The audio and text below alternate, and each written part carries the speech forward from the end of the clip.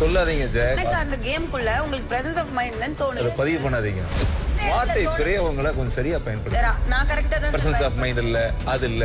ஆனா இந்த ஆளை நோன்ற வரைக்கும் இந்த ஆள் எதுவுமே பண்ண மாட்டாங்க, அமைதியாவே உட்காந்துட்டு இருப்பான். அதுவும் சும்மா கூட எந்த ஒரு வார்த்தையுமே சொல்றவே கூடாது, ஒண்ணுமே இல்லைங்க.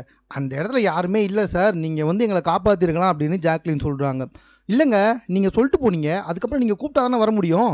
அது வரைக்கும் நான் அந்த இடத்துல வந்துட்டு என் சின்சியாரிட்டி இங்கே பாராட்டுங்க, அந்த இடத்துல வந்துட்டு யாருமே கோட்டையை கலக்காமல் நின்றுட்டு இருந்தேன் அப்படின்ற மாதிரி சொல்கிறாரு. எல்லாமே கரெக்ட் தான் சார், பட் ஒரு வேலையை ஒருத்தர் சொன்னால் அது பார்க்கணும் தான், அது இல்லைன்னா சொல்லலை. பட் ஆனால் ப்ரெசன்ஸ் ஆஃப் மைண்டுன்னு ஒன்று இருக்குது, அதை தான் வந்து ஜாக்லின் சொல்ல வராங்க. நீங்கள் அதை பார்த்து தான் சார் இருக்கீங்க, பட் ஆனால் at the time of presence of மைண்டோட இன்னும் கொஞ்சம் சேர்த்து விளையாடணும், அப்போ தான் அந்த விளையாட்டு இன்னும் நல்லாயிருக்கும். இது என்னுடைய கருத்து.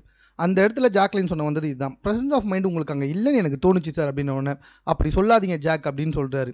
அதுக்கப்புறமா இல்லை சார், அந்த கேமை பொறுத்த வரைக்கும் உங்களுக்கு ப்ரெசன்ஸ் ஆஃப் மைண்ட் வரல சார் அப்படின்னு சொன்ன உடனே, அதை பதிவு பண்ணாதீங்க, என்ன சும்மா அது இல்லை இது இல்லை இது இல்லைன்னு சொல்லிட்டு பயங்கரமாக கோவப்பட்டு பேசார் ரஞ்சித்.